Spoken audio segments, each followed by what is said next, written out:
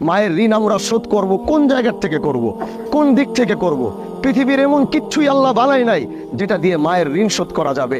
এজন্য নবীও মাকে বড় ভালোবাসতেন।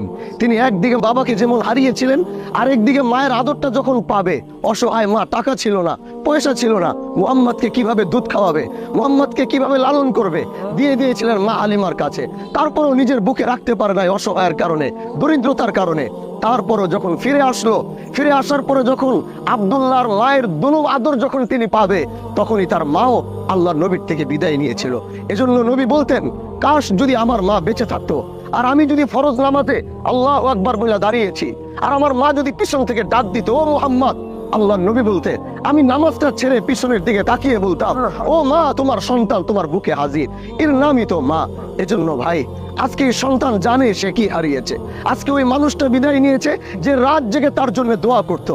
আজকে ওই মানুষটা বিদায় নিয়েছে যে প্রতিটা মুহূর্তে আল্লাহকে ডাক দিয়ে বলতো, আল্লাহ তুমি আমাকে কেমন রাখছো আমি জানি না, আমার সন্তানটাকে ভালো রাখো, ওরে সুস্থ রাখো, ওরে বিপদ আপদের হাত থেকে হেফাজত করো। আমি রাত বেরাত সফর করি, বিশ্বাস করেন আমি কখনো আমার মাকে আমি রাত্রে ফোন দিয়ে বলতে চাই না যে আমি রওনা দিচ্ছি।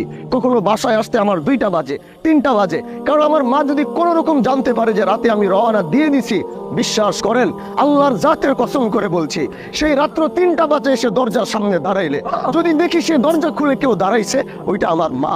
আমি জিজ্ঞাসা করি, মা এই রাতে তুমি কেন ঘুমাও নাই? তোমার তো ঘুমানো দরকার, তুমি ডায়াবেটিসের রোগী, তুমি প্রেশারের রোগী, তোমার হার্টের সমস্যা, তোমার তো রাতে ঘুমানো দরকার। আমার মা আমাকে কি বলে জানেন? শুধু আমার মা না, প্রতিটা পৃথিবীর প্রতিটা মার কথাই এটা। আমাকে বলে, বাবা যখন আমি শুনছি তুমি রওনা দিয়েছো, তুমি রাস্তায় আসো, কুয়াশা আছে, কেমন আসো, ড্রাইভার ঘুমিয়ে যাচ্ছে কিনা, আমি বারবার বিছানায় গিয়ে ঘুমানোর চেষ্টা করেছি, ঘুমাতে পারিনি। একবার ডান কাত, একবার বাম কাত, আরেকবার সোজা হয়ে আসমানের দিকে তাকিয়ে বলেছি, আল্লাহ আমার সন্তানটাকে সহি সালামত বাসায় আনো। এই যে তুমি আসছো, এই যে তোমাকে দেখছি, এখন আমাকে আর বলতে হবে না আমি ঘুমিয়ে যাব। এর নামই তো মা। কোন ঋণ আমি শোধ করব মায়ের জন্য? কি দিয়ে আমি শোধ করব? আজকে সে মা হারিয়েছে, আমার মা বেঁচে আছে। আল্লাহর কসম, আমি এটা ভাবতেই পারি না আমার মা থাকবে না। আমি এটা ভাবতে পারি না আমার মার লাশ আমি হাতে নিব।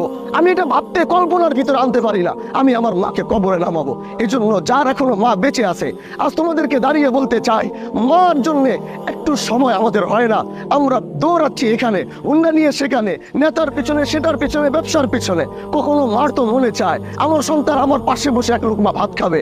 কত দেখেছি মারা সারাদিন খাবার নিয়ে বসে আছে, একটা বেলা শুধু সন্তানের সাথে একবেলা খাওয়ার জন্য। কিন্তু আমরা এত ব্যস্ত, দুনিয়া আমাদেরকে এত ব্যস্ত বানাইছে।